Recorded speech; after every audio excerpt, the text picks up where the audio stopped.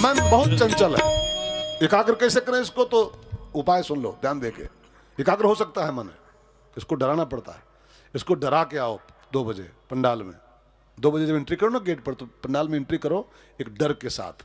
मन को डराओ कि बेटा सुन लो ये कथा आपकी मिल गई है, सुन लो, क्या पता इसके बाद अगली कथा अब ना मिले।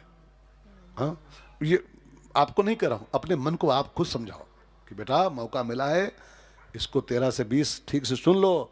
अगली भागवत जब तक होगी तब तक क्या पता तुम ही ना हो दुनिया में। हाँ? और ये सत्य है।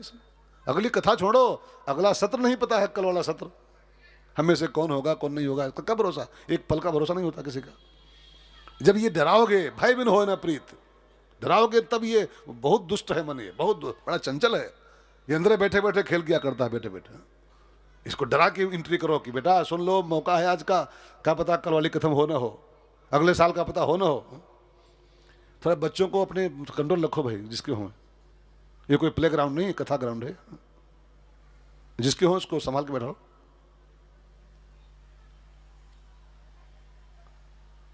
हाँ, इसको बना दिए हैं कबड्डी ग्राउंड।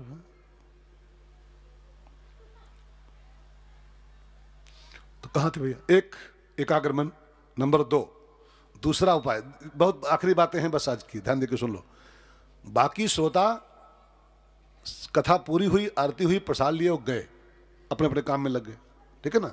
धुंधकारी कहीं जाता नहीं था। उसी बास हम बैठे बैठे, कथा तो बंद हो जाती 6 बजे 5 बजे जैसा टाइम था उसका, लेकिन बाकी श्रोता गए, गैया भैंसिया चारा और सब्जी और चाय सब पहुँचाते थे चारा घोटाला में। लेकिन धुंधकारी जाता कहीं नहीं था। उसी बास हम बैठे बैठे हो, आज क्या सुना मैंने, आज मैंने ये सुना, आज मैंने ये सुना, उसका दोबारा मनन करता था। मनन, ये भी एक सूत्र है। खाली श्रवण पर्याप्त नहीं होता है, खाली सुनना काफी नहीं होता है। श्रवण के बाद एक स्टेप और निधिध्यासन, मनन, तब जाके कहीं कल्याण की प्राप्ति हो पाती।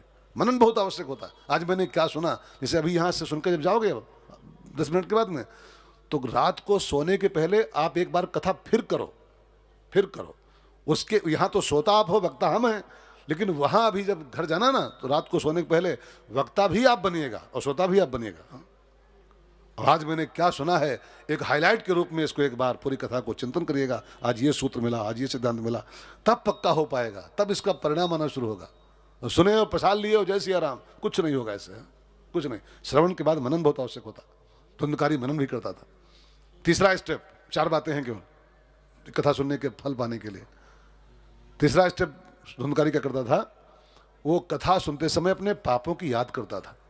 जब कथा हो रही है और जब पुण्य चरित्र हो रहे हैं, चरित्रों को सुनो, पुण्य चरित्रों को, तो इन पुण्य चरित्रों के साथ खड़े होकर के अपने पापों की याद करो कि कहाँ ये प्रहलाद जी और कहाँ हम, कहाँ ध्रुव भैया और कहाँ हम। वो 5 साल के ईश्वर को पा गए थे, हम 75 साल के होने को आ गए, अभी खाली पोते खिला रहे हैं। हाय मोरे गोलू लूरू लूरू लूरू।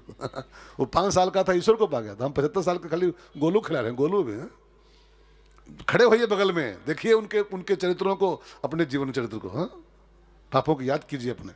और चौथा काम अंतिम करता था वो, कि जो मुझसे हो गया वो हो गया, आज के बाद अब नहीं होगा।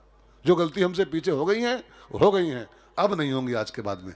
ये 4 सिद्धांत अपना करके जो भागवत सुनता है, एक कथा में विमान बिल्कुल गारंटेड आता है। विमान आता है, विमान मीन्स हवाई जहाज। हवाई जहाज नहीं आता है। विमान माने होता है वी प्लस मान। वी माने विगत और मान माने ईगो।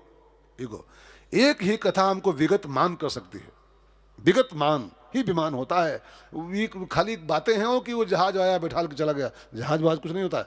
वी मान,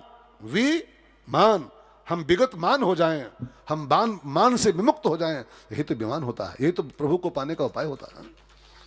धुंधकारी विमान में सवार होकर चला गया है। और भगवान करें ये कथा हम सबको भी 20 तारीख आते आते विमान बना दे, विमान के योग्य बना दे। एक कथा का फल होना चाहिए, विमान के पात्र हो जाए। विमान के पात्र माने समझ गए ना, जहाज वाज नहीं, विगत मान हो जाए, यही तो विमान है।